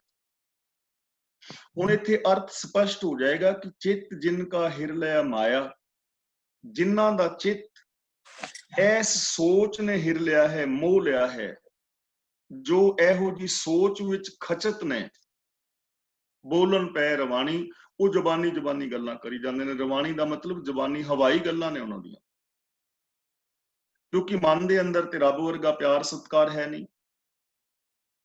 ਮੇਲ ਤੇਰ ਦੇ ਵਿਤਕਰੇ ਅੰਦਰ ਟਿਕੇ ਹੋਏ ਨੇ, ਸੈਲਫਿਸ਼ਨੈਸ ਦੇ ਨਾਲ ਅੰਦਰ ਭਰਿਆ ਹੋਇਆ ਹੈ, ਤੇ ਗੱਲਾਂ ਪ੍ਰੇਮ ਦੀਆਂ ਕਰ ਰਹੇ ਨੇ, ਜ਼ਬਾਨੀ ਗੱਲਾਂ ਨੇ, ਹਵਾਈ ਗੱਲਾਂ ਨੇ, ਜਿੰਨੀਆਂ ਮਰਜ਼ੀ ਕਰੀ ਜਾਣ। ਉਹਨਾਂ ਦੀਆਂ ਗੱਲਾਂ ਦਾ ਕੋਈ ਲਾਭ ਨਹੀਂ ਹੈ, ਕਿਉਂਕਿ ਅੰਦਰ ਉਹ ਚੀਜ਼ ਹੈ ਹੀ ਨਹੀਂ। ਉਗਣਾ ਉਸ ਚੀਜ਼ ਨੇ ਹੈ ਜੋ ਅੰਦਰ ਹੈ। ਜੋ ਜੀ ਹੋਏ ਸੋ ਉਗਵੇ, ਮੂੰਹ ਕਾ ਕਹਿਆ ਵਾਓ। ਪਰ ਫੁੱਲਤ ਤੇ ਉਹਨੇ ਹੋਣਾ ਜੋ ਤੁਹਾਡੀ ਮੈਂਟੈਲਿਟੀ ਵਿੱਚ ਹੈ, ਜੋ ਤੁਹਾਡੀ ਮਾਨਸਿਕਤਾ ਵਿੱਚ ਹੈ, ਸੋਚ ਵਿੱਚ ਹੈ। ਮੂੰਹ ਦੀਆਂ ਗੱਲਾਂ ਤੇ ਹਵਾਈ ਨੇ। ਇਸ ਲਈ ਗੁਰੂ ਜੀ ਕਹਿੰਦੇ ਨੇ, ਜਿਨ੍ਹਾਂ ਦੇ ਚਿੱਤ ਨੂੰ ਇਹੋ ਜਿਹੀ ਸੋਚ ਨੇ ਮੋਇਆ ਹੋਇਆ ਹੈ, ਉਹ ਜੋ ਕੁਛ ਬੋਲਦੇ ਨੇ ਹਵਾਈ ਗੱਲਾਂ ਕਰ ਰਹੇ ਨੇ, ਗੁਰੂ ਦੀ ਬਾਣੀ ਤੋਂ ਇਲਾਵਾ ਜੋ ਕਰ ਰਹੇ ਨੇ ਹਵਾਈ ਗੱਲਾਂ ਕਰ ਰਹੇ, ਕਿਉਂਕਿ ਯੂਨੀਵਰਸਲ ਟਰੁੱਥ ਦੀ ਗੱਲ ਨਹੀਂ ਉਹ ਕਰ ਰਿਹਾ, ਕਰੀ ਜਾ ਰਹੇ ਨੇ ਪਰ ਜ਼ਬਾਨੀ ਜ਼ਬਾਨੀ। ਕਹਿ ਨਾਨਕ ਸਤਿਗੁਰੂ ਬਾਝੋਂ ਹੋਰ ਕੱਚੀ ਬਾਣੀ, ਗੁਰੂ ਦੇ ਗਿਆਨ ਤੋਂ ਇਲਾਵਾ ਜੋ ਹੋਰ ਬੋਲ ਬੁਲਾਰੇ ਨੇ ਭਾਈ ਉਹ ਕੱਚੇ ਨੇ, ਉਹ ਵਿਅਰਥ ਨੇ, ਉਹਨਾਂ ਦਾ ਕੋਈ ਆਧਾਰ ਨਹੀਂ ਹੈ, ਉਹ ਯੂਨੀਵਰਸਲ ਟਰੁੱਥ ਦੇ ਉੱਤੇ ਪੂਰੇ ਨਹੀਂ ਉਤਰਦੇ। ਜਿੰਨੀਆਂ ਵੀ ਗੱਲਾਂ ਨੇ ਤੁਸੀਂ ਜਦੋਂ ਸਾਇੰਸ ਦੀ ਕਸਵੱਟੀ ਤੇ ਪਰਖ ਲਓ, ਸੱਚ ਦੀ ਕਸਵੱਟੀ ਤੇ ਪਰਖੋ, ਤਾਂ ਉਹ ਪੂਰੀਆਂ ਨਹੀਂ ਉਤਰਦੀਆਂ। ਸਾਇੰਸ ਵਾਲੇ ਜਿਹੜੇ ਲੋਕ ਨੇ ਉਹ ਵੀ ਸੱਚ ਦੇ ਉੱਤੇ ਚੀਜ਼ ਨੂੰ ਪਰਖਦੇ ਨੇ ਕਿ ਕੀ ਇਹ ਪ੍ਰੈਕਟੀਕਲ ਵਿੱਚ ਪੂਰੀ ਉਤਰਦੀ ਹੈ, ਉਸੇ ਚੀਜ਼ ਨੂੰ ਥਿਊਰੀ ਮੰਨਦੇ ਨੇ, ਨਹੀਂ ਤੇ ਉਹ ਥਿਊਰੀ ਨੂੰ ਰੱਦ ਕਰ ਦਿੰਦੇ ਨੇ। ਨਹੀਂ ਤਾਂ ਉਹ ਇਹਨਾਂ ਚੀਜ਼ਾਂ ਨੂੰ ਰੱਦ ਕਰਦੇ ਨੇ ਕਿਉਂਕਿ ਸੱਚ ਪ੍ਰੈਕਟੀਕਲ ਵਿੱਚ ਜਿਹੜੀ ਚੀਜ਼ ਪੂਰੀ ਨਹੀਂ ਉਤਰ ਰਹੀ। ਤਾਂ ਗੁਰੂ ਪਾਤਸ਼ਾਹ ਜੀ ਕਹਿੰਦੇ ਨੇ ਜੋ ਗੁਰੂ ਦੀ ਪਾਵਨ ਬਾਣੀ ਹੈ, ਜੋ ਗੁਰੂ ਦਾ ਸੱਚਾ ਗਿਆਨ ਹੈ, ਉਸ ਸੱਚੇ ਗਿਆਨ ਤੋਂ ਬਿਨਾ ਜਿਹੜੀ ਗੱਲ ਹੈ, ਬੋਲ ਬੁਲਾਰਾ ਹੈ, ਬਾਣੀ ਹੈ, ਬਚਨ ਨੇ, ਉਹ ਕੱਚੇ ਨੇ, ਉਹਨਾਂ ਦਾ ਕੋਈ ਆਧਾਰ ਨਹੀਂ ਹੈ, ਕਿਉਂਕਿ ਉਹ ਸੱਚ ਦੇ ਉੱਤੇ ਪੂਰੇ ਨਹੀਂ ਉਤਰਦੇ। ਹੁਣ ਜੇ ਇਹਨਾਂ ਚੀਜ਼ਾਂ ਨੂੰ ਅਸੀਂ ਸਮਝੀਏ, ਅਮਲ ਕਰੀਏ, ਤਾਂ ਸਾਡੇ ਜਿਹੜੇ ਵਾਦ ਵਿਵਾਦ ਨੇ ਉਹ ਬਿਲਕੁਲ ਖਤਮ ਹੋ ਸਕਦੇ ਨੇ। ਆਪਣੀ ਕਹੀ ਹੋਈ ਗੱਲ ਨੂੰ ਅਸੀਂ ਸੱਚ ਦੀ ਕਸਵੱਟੀ ਤੇ ਪਰਖੀਏ ਕਿ ਕੀ ਉਹ ਚੀਜ਼ ਪ੍ਰੈਕਟੀਕਲ ਵਿੱਚ ਪੂਰੀ ਉਤਰਦੀ ਹੈ। ਜੇ ਤਾਂ ਪ੍ਰੈਕਟੀਕਲ ਵਿੱਚ ਪੂਰੀ ਉਤਰਦੀ ਹੈ ਫਿਰ ਉਹ ਸੱਚੀ ਹੈ, ਠੀਕ ਹੈ, ਉਹਨੂੰ ਮੰਨ ਲਓ। ਤੇ ਜਿਹੜੀ ਚੀਜ਼ ਪ੍ਰੈਕਟੀਕਲ ਕੀਤਿਆਂ ਪੂਰੀ ਨਹੀਂ ਉਤਰਦੀ ਉਹਨੂੰ ਰੱਦ ਕਰੋ। ਜੇ ਹੁਣ ਕਿਸਮਤ ਦੀ ਗੱਲ ਹੈ ਨਾ, ਅਸੀਂ ਕਿਸਮਤ ਨੂੰ ਮੰਨਦੇ ਹਾਂ ਕਿ ਸਾਡੀ ਕਿਸਮਤ ਵਿੱਚ ਇਹ ਚੀਜ਼ ਲਿਖੀ ਹੈ, ਮੰਨ ਲਓ, ਨੋ ਪ੍ਰੋਬਲਮ, ਕਿ ਕਿਸਮਤ ਵਿੱਚ ਲਿਖੀ ਹੈ ਚੀਜ਼, ਕਿਸਮਤ ਤੇ ਵਿਸ਼ਵਾਸ ਕਰੋ, ਪੱਕਾ ਕਰੋ। ਨਾ ਤਾਂ ਤੁਹਾਡੀ ਕਿਸਮਤ ਵਿੱਚ ਲਿਖਿਆ ਹੈ ਕਿ ਤੁਹਾਡੀ ਇਨਕਮ 1 ਮਹੀਨੇ ਵਿੱਚ ਇੰਡੀਆ ਦੇ ਹਿਸਾਬ ਨਾਲ ਲੱਖ ਰੁਪਇਆ ਹੋਏਗੀ, ਲੱਖ ਰੁਪਇਆ ਮਹੀਨੇ ਦਾ ਤੁਹਾਡੀ ਕਿਸਮਤ ਵਿੱਚ ਲਿਖਿਆ ਹੋਇਆ ਹੈ, ਕੋਈ ਪ੍ਰੋਬਲਮ ਨਹੀਂ। ਇਸ ਚੀਜ਼ ਨੂੰ ਮੰਨ ਲਓ, ਪੱਕਾ ਵਿਸ਼ਵਾਸ ਕਰੋ, ਫਿਰ ਕੋਈ ਕੰਮ ਕਰਨ ਨਾ ਜਾਓ, ਨਾ ਨੌਕਰੀ ਕਰੋ, ਨਾ ਹਲ ਵਾਓ, ਨਾ ਦੁਕਾਨ ਚਲਾਓ, ਨਾ ਵਪਾਰ ਚਲਾਓ, ਆਰਾਮ ਨਾਲ ਬੈਠੇ ਰਹੋ। ਜਿੱਦਣ ਮਹੀਨੇ ਦੀ 30 ਤਰੀਕ ਹੋਵੇ ਸਰਾਣਾ ਚੁੱਕ ਕੇ ਥੱਲੇ ਲੱਖ ਰੁਪਇਆ ਕੱਢ ਲਓ, ਕਿਉਂਕਿ ਲਿਖਿਆ ਹੋਇਆ ਨਾ, ਮੰਨੋ ਇਹਨੂੰ ਸੱਚ। ਜੇ ਤਾਂ 30 ਤਰੀਕ ਨੂੰ, ਹਰ 30 ਤਰੀਕ ਨੂੰ ਸਰਾਣੇ ਥੱਲੇ ਲੱਖ ਰੁਪਇਆ ਨਿਕਲ ਆਉਂਦਾ ਹੈ, ਫਿਰ ਤਾਂ ਇਹ ਚੀਜ਼ ਨੂੰ ਮੰਨ ਲਓ, ਕਿਉਂਕਿ ਲੱਖ ਰੁਪਇਆ ਨਿਕਲ ਰਿਹਾ ਪ੍ਰੈਕਟੀਕਲੀ। ਤੇ ਜੇ ਨਹੀਂ ਨਿਕਲਦਾ, ਕੰਮ ਕੀਤਿਆਂ ਨਿਕਲਣਾ ਹੈ, ਕੰਮ ਕੀਤਿਆਂ ਆਉਣਾ ਹੈ, ਤੇ ਫਿਰ ਕਿਸਮਤ ਨੂੰ ਰੱਦ ਕਰੋ, ਫਿਰ ਇਹ ਰਵਾਨੀ ਹੈ ਨਾ, ਫਿਰ ਇਹ ਗੱਲ ਕੱਚੀ ਹੈ। ਫਿਰ ਗੁਰੂ ਦੀ ਗੱਲ ਨੂੰ ਮੰਨੋ ਕਿ ਉਦਮ ਕਰਿੰਦਿਆਂ ਜੀਓ ਤੂੰ, ਕਮਾਵੰਦਿਆਂ ਸੁਖ ਪੁੰਜ, ਧਿਆਏਂਦਿਆਂ ਤੂੰ ਪ੍ਰਭੂ ਮਿਲ, ਨਾਨਕ ਉਤਰੀ ਚਿੰਤ। ਫਿਰ ਗੁਰੂ ਨੇ ਕਿਰਤ ਕਿਹਾ ਨਾ, ਫਿਰ ਕਿਰਤ ਕਰੋ, ਕਿਰਤ ਕਰਕੇ ਭਾਵੇਂ 2 ਲੱਖ ਕਮਾ ਲਓ, ਲੱਖ ਕਮਾ ਲਓ। ਫਿਰ ਗੁਰੂ ਦੀ ਗੱਲ ਸੱਚੀ ਹੋਈ, ਫਿਰ ਕਿਸਮਤ ਸੱਚੀ ਨਾ ਹੋਈ। ਨਹੀਂ ਜੀ, ਫਿਰ ਅਸੀਂ ਹੋਰ 100 ਮਿਸਾਲਾਂ ਦੇਵਾਂਗੇ। ਦੇਖੋ, ਵਿਅਰਥ ਬੋਲ ਬੁਲਾ ਰਹੇ ਨੇ, ਪ੍ਰੈਕਟੀਕਲੀ ਕਰੋ ਚੀਜ਼ ਨੂੰ। ਜੇ ਪ੍ਰੈਕਟੀਕਲੀ ਪੂਰੀ ਉਤਰਦੀ ਹੈ ਤਾਂ ਤੇ ਫਿਰ ਠੀਕ ਹੈ, ਫਿਰ ਤੇ ਉਹ ਕਰ ਰਹੇ ਹੋ, ਫਿਰ ਤੇ ਕਰੀ ਜਾਓ।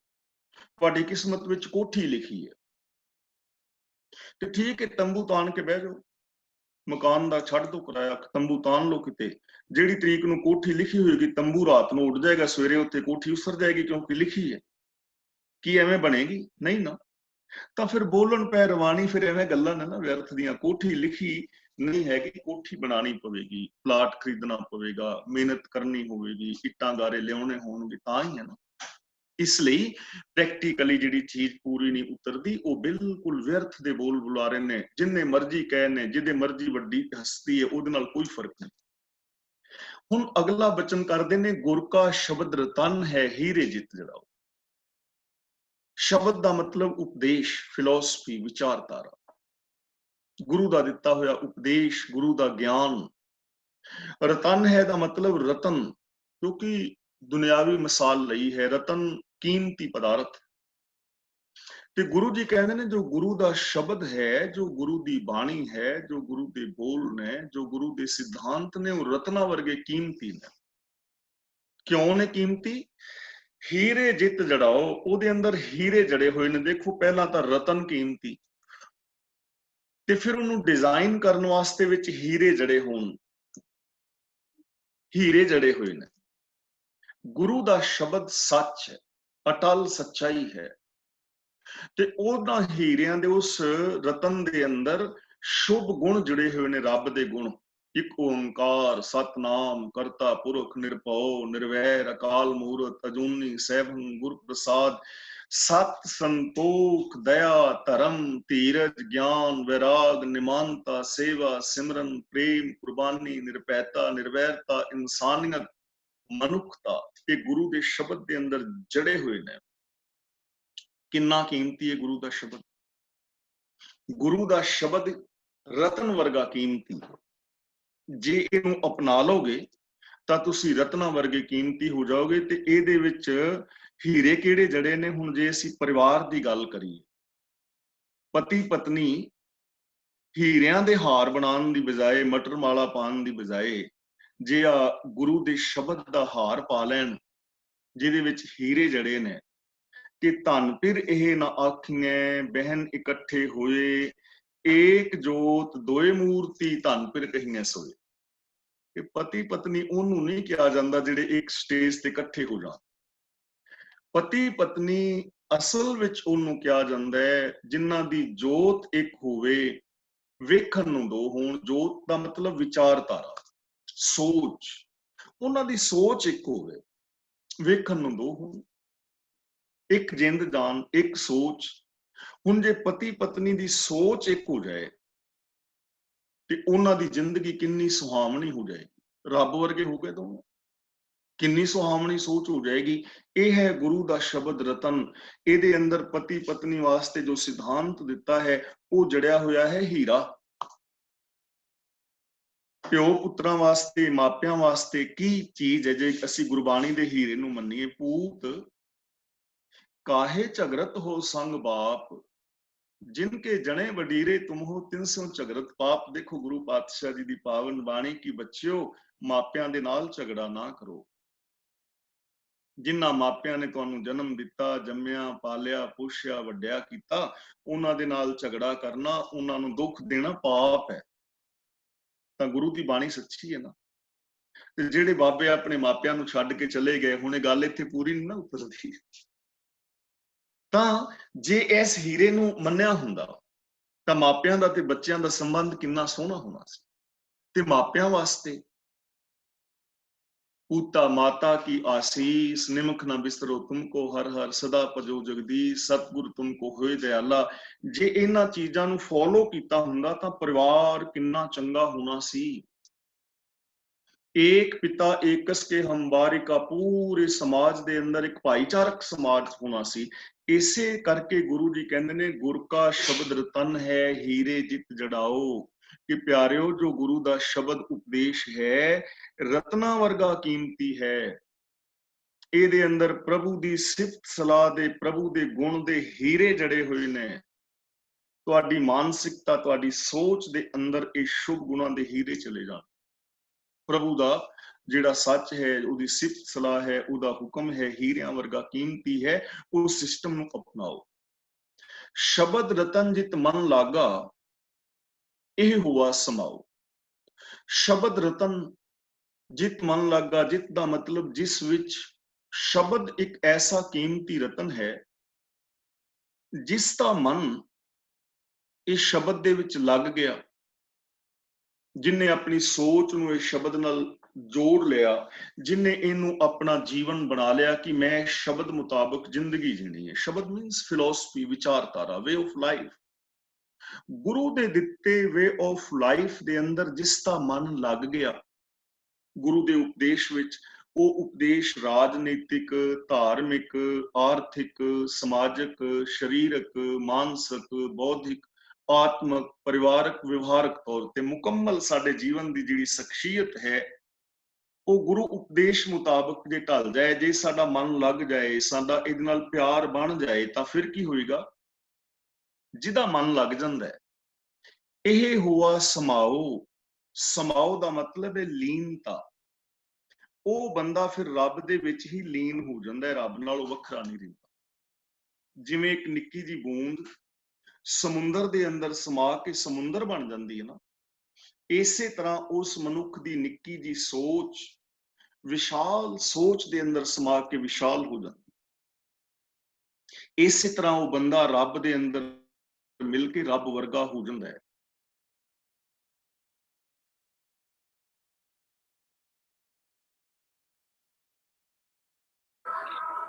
ਹਾਂਜੀ, ਸ਼ਬਦ ਰਤਨ ਜਿਤ ਮਨ ਲਾਗਾ ਇਹ ਹੋਆ ਸਮਾਓ। ਜਿਨ੍ਹਾਂ ਦਾ ਸ਼ਬਦ ਦੇ ਵਿੱਚ ਮਨ ਲੱਗ ਜਾਂਦਾ ਨਾ, ਉਹਨਾਂ ਵਾਸਤੇ ਗੁਰੂ ਜੀ ਕਹਿੰਦੇ ਨੇ ਇਹ ਹੋਆ ਸਮਾਓ, ਕਿ ਉਹਨਾਂ ਦੀ ਸ਼ਬਦ ਦੇ ਵਿੱਚ ਫਿਰ ਸਮਾਈ ਹੋ ਜਾਂਦੀ ਏ, ਉਹਦੇ ਅੰਦਰ ਉਹ ਲੀਨ ਹੋ ਜਾਂਦੇ ਨੇ, ਉਸੇ ਦਾ ਰੂਪ ਹੋ ਜਾਂਦੇ ਨੇ। ਸ਼ਬਦ ਸੇਤੀ ਮਨ ਮਿਲਿਆ ਸੱਚੇ ਲਾਇਆ ਭਾਓ। ਜਿਨ੍ਹਾਂ ਦਾ ਗੁਰੂ ਉਪਦੇਸ਼ ਦੇ ਨਾਲ ਮਨ ਮਿਲ ਜਾਂਦਾ ਹੈ, ਉਹਨਾਂ ਦੀ ਫਿਰ ਨਿਸ਼ਾਨੀ ਇਹ ਹੈ ਕਿ ਸੱਚੇ ਲਾਇਆ ਭਾਓ ਦਾ ਮਤਲਬ ਸੱਚੇ ਰੱਬ ਨੇ ਉਹਨਾਂ ਦੇ ਅੰਦਰ ਪ੍ਰੀਤ ਬਣਾ ਦਿੱਤੀ। ਉਹਨਾਂ ਦੀ ਫਿਰ ਪ੍ਰਭੂ ਦੇ ਨਾਲ, ਰੱਬੀ ਗੁਣਾਂ ਦੇ ਨਾਲ, ਸੱਚ ਦੇ ਨਾਲ ਪਿਆਰ ਬਣ ਜਾਂਦਾ ਹੈ, ਪ੍ਰੀਤ ਬਣ ਜਾਂਦੀ ਹੈ।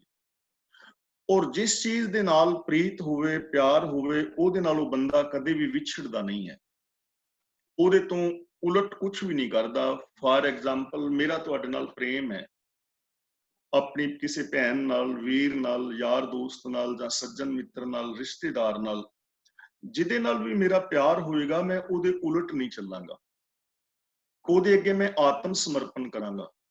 ਉਹਦੇ ਨਾਲ ਜਿਹੜਾ ਮੇਰਾ ਵਿਹਾਰ ਹੈ ਉਹ ਪਾਰਦਰਸ਼ੀ ਹੋਏਗਾ, ਔਰ ਉਹਦੇ ਵਾਸਤੇ ਮੈਂ ਹਰ ਕੁਰਬਾਨੀ ਕਰਨ ਲਈ ਤਿਆਰ ਹਾਂ।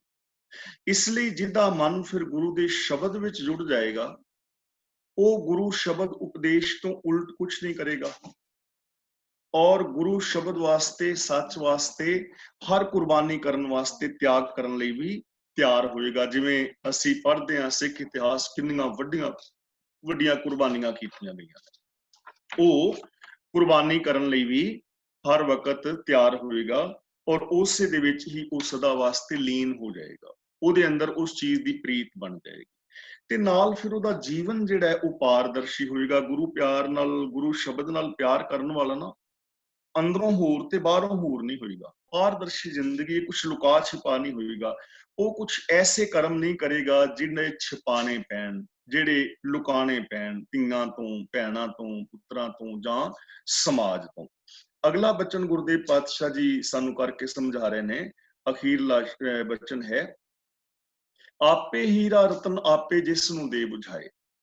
ਫਿਰ ਜਿਸ ਨੂੰ ਗੁਰੂ ਗਿਆਨ ਰਾਹੀਂ ਸਮਝ ਆ ਜਾਂਦੀ ਹੈ ਨਾ, ਤਾਂ ਉਹਨੂੰ ਸਮਝ ਪੈ ਜਾਂਦੀ ਹੈ ਵੀ ਰੱਬ ਹੀਰਾ ਵੀ ਆਪ ਹੈ ਤੇ ਰਤਨ ਵੀ ਆਪ ਹੈ। ਯਾਨੀ ਉਹਦੇ ਜਿਹੜੇ ਗੁਣ ਨੇ, ਉਹ ਹੀਰਾ ਹੈ, ਉਹ ਰਤਨ ਹੈ, ਔਰ ਉਹਨੂੰ ਇਹ ਸਮਝ ਪੈ ਜਾਂਦੀ ਹੈ ਕਿ ਉਹ ਸਾਰਿਆਂ ਦੇ ਅੰਦਰ ਸਮਾਇਆ ਹੋਇਆ ਹੈ। ਮੈਂ ਵੀ ਉਸ ਰੱਬ ਦਾ ਰੂਪ ਹਾਂ, ਬਾਕੀ ਦੇ ਲੋਕ ਵੀ ਉਸ ਪ੍ਰਭੂ ਦਾ ਰੂਪ ਨੇ। ਉਹਨੂੰ ਇਸ ਚੀਜ਼ ਦੀ ਸਮਝ ਆ ਜਾਂਦੀ ਹੈ ਕਿ ਇਹ ਸੰਭਾਵਨਾ, ਇਹ ਪੋਸੀਬਿਲਿਟੀ ਸਾਰਿਆਂ ਦੇ ਵਿੱਚ ਹੈ, ਮੇਰੇ ਵਿੱਚ ਵੀ ਹੈ, ਤੁਹਾਡੇ ਵਿੱਚ ਵੀ ਹੈ, ਬਾਕੀ ਲੋਕਾਂ ਵਿੱਚ ਵੀ ਹੈ। ਜਿਹੜਾ ਵੀ ਇਨਸਾਨ ਐਸਾ ਹੋਣਾ ਚਾਹੁੰਦਾ ਹੈ, ਉਹ ਹੋ ਸਕਦਾ ਹੈ। ਯੂਨੀਵਰਸਲ ਟਰੁੱਥ ਦੇ ਉੱਤੇ ਜੀਣ ਵਾਲਾ ਜਿਹੜਾ ਜੀਵਨ ਹੈ ਨਾ, ਬੇਸ ਤੇ ਮੈਂ ਵੀ ਜੀ ਸਕਣਾ, ਤੁਸੀਂ ਵੀ ਜੀ ਸਕਦੇ ਹੋ, ਹੋਰ ਵੀ ਕੋਈ ਜੀ ਸਕਦਾ ਹੈ। ਪਰ ਜੀਵੇਗਾ ਉਹ ਜਿਹੜਾ ਗੋਲ ਬਣਾਏਗਾ, ਜੀ ਸਕਦਾ ਹੈ, ਕਿਉਂਕਿ ਗੁਰੂ ਸਾਰਿਆਂ ਤੇ ਰਹਿਮਤ ਕਰਦਾ ਹੈ, ਗੁਰੂ ਸਾਰਿਆਂ ਨੂੰ ਗਿਆਨ ਦਿੰਦਾ ਹੈ, ਰੱਬ ਸਾਰਿਆਂ ਦੇ ਅੰਦਰ ਹੈ, ਸਭ ਵਾਸਤੇ ਇੱਕੋ ਹੀ ਸਿਸਟਮ ਹੈ। ਜਿਹੜਾ ਇਸ ਸਿਸਟਮ ਨੂੰ ਫੋਲੋ ਕਰੇਗਾ ਉਹ ਕਰ ਸਕਦਾ ਹੈ, ਉਹਦੇ ਅੰਦਰ ਇਹ ਪੋਸੀਬਿਲਿਟੀ ਅੰਦਰ ਮੌਜੂਦ ਹੈ। ਕਹਿ ਨਾਨਕ ਸ਼ਬਦ ਰਤਨ ਹੈ ਹੀਰਾ ਜਿਤ ਜੜਾਓ। ਗੁਰੂ ਸਾਹਿਬ ਜੀ ਸਾਨੂੰ ਸਮਝਾ ਰਹੇ ਨੇ ਕਿ ਜੋ ਗੁਰੂ ਦਾ ਸ਼ਬਦ ਹੈ ਨਾ, ਗੁਰੂ ਦਾ ਉਪਦੇਸ਼, ਗੁਰੂ ਦਾ ਸੱਚਾ ਗਿਆਨ, ਗੁਰੂ ਦੀ ਸੱਚੀ ਵਿਚਾਰਧਾਰਾ, ਗੁਰੂ ਦਾ ਦਿੱਤਾ ਹੋਇਆ ਵੇ ਆਫ ਲਾਈਫ, ਇਹ ਹੀਰਾ ਹੈ, ਇਹ ਰਤਨ ਹੈ, ਇਹ ਬਹੁਤ ਕੀਮਤੀ ਹੈ। ਜਿਵੇਂ ਤੁਸੀਂ ਕੀਮਤੀ ਚੀਜ਼ਾਂ ਨੂੰ ਖਰੀਦਣਾ ਚਾਹੁੰਦੇ ਹੋ, ਕੀਮਤੀ ਕੁਆਲਿਟੀ ਵਾਲੀ ਚੀਜ਼ ਖਰੀਦ ਕੇ ਫਿਰ ਤੁਸੀਂ ਮਾਣ ਮਹਿਸੂਸ ਕਰਦੇ ਹੋ, ਦੂਜੇ ਲੋਕਾਂ ਨੂੰ ਵਿਖਾਉਂਦੇ ਹੋ ਕਿ ਮੈਂ ਮਰਸਡੀਜ਼ ਕਾਰ ਲਈ ਹੈ, ਮੈਂ ਆਈਫੋਨ ਲਿਆ ਹੈ, ਮੈਂ ਚੰਗੀ ਕੋਠੀ ਬਣਾਈ ਹੈ, ਬੜੇ ਚੰਗੇ ਇਲਾਕੇ ਵਿੱਚ ਮਕਾਨ ਹੈ, ਮੇਰੀ ਚੰਗੀ ਫੈਕਟਰੀ ਹੈ, ਮੇਰੇ ਬੱਚੇ ਬੜੇ ਚੰਗੇ ਨੇ, ਜਾਂ ਕੁਝ ਵੀ ਮਾਣ ਮਹਿਸੂਸ ਕਰਦਾ ਨਾ ਬੰਦਾ ਹਰ ਚੀਜ਼ ਤੇ, ਦੂਜਿਆਂ ਨੂੰ ਦੱਸਦਾ। ਤਾਂ ਗੁਰੂ ਪਾਤਸ਼ਾਹ ਜੀ ਕਹਿੰਦੇ ਨੇ, ਪਿਆਰਿਓ, ਗੁਰੂ ਦਾ ਜਿਹੜਾ ਸ਼ਬਦ ਹੈ, ਉਪਦੇਸ਼ ਹੈ, ਗੁਰੂ ਦਾ ਦਿੱਤਾ ਵੇ ਆਫ ਲਾਈਫ ਹੈ, ਇਹ ਇੱਕ ਰਤਨ ਦੀ ਤਰ੍ਹਾਂ ਹੈ। ਜਿਵੇਂ ਦੁਨਿਆਵੀ ਕੀਮਤੀ ਚੀਜ਼ਾਂ ਖਰੀਦ ਕੇ ਮਾਣ ਮਹਿਸੂਸ ਕਰਦੇ ਹੋ, ਐਵੇਂ ਇਹਦੇ ਤੇ ਮਾਣ ਮਹਿਸੂਸ ਕਰੋ। ਐਵੇਂ ਇਸ ਗੁਰ ਉਪਦੇਸ਼ ਨੂੰ, ਗੁਰੂ ਦੇ ਦਿੱਤੇ ਵੇ ਆਫ ਲਾਈਫ ਨੂੰ ਜੀਵਨ ਵਾਸਤੇ ਯਤਨ ਕਰੋ, ਜੀਵਨ ਦਾ ਢੰਗ ਕਰੋ, ਜੀਵਨ ਵਾਸਤੇ ਟਰਾਈ ਕਰੋ। ਫਿਰ ਇਹਨੂੰ ਜੀ ਕੇ ਮਾਣ ਵੀ ਕਰੋ। ਮਾਣ ਹੋਏਗਾ ਨਾ ਆਟੋਮੈਟਿਕਲੀ ਸੱਚ ਦੇ ਉੱਤੇ, ਤੇ ਫਿਰ ਇਹ ਚੀਜ਼ ਨੂੰ ਅੱਗੇ ਵੀ ਲੋਕਾਂ ਨੂੰ ਦੱਸੋ ਕਿ ਗੁਰੂ ਦਾ ਸ਼ਬਦ ਬੜਾ ਕੀਮਤੀ ਹੈ, जिस दिन दी मैं गुरमत अनुसार जिंदगी शुरू की, मेरा जीवन बड़ा सोहना बन गया। मेरे जीवन ਦੇ ਵਿੱਚ ਕੋਈ ਕਲੇਸ਼ ਨਹੀਂ ਰਿਹਾ। ਸਾਡੇ ਘਰ ਪਰਿਵਾਰ ਵਿੱਚ ਸ਼ਾਂਤੀ ਆ ਗਈ ਹੈ। ਮੇਰੀ ਸੋਚ ਬੜੀ ਮਹਾਨ ਹੋ ਗਈ ਹੈ ਔਰ ਮੈਂ ਇਸ ਸੋਚ ਮੁਤਾਬਕ ਜ਼ਿੰਦਗੀ ਜੀ ਰਿਹਾ ਹਾਂ। ਮੈਨੂੰ ਬੜੀ ਖੁਸ਼ੀ ਹੋ ਰਹੀ ਹੈ। ਮੇਰੇ ਜੀਵਨ ਦੇ ਅੰਦਰ ਬੜੀ ਸਾਰਥਕਤਾ ਆ ਗਈ ਹੈ।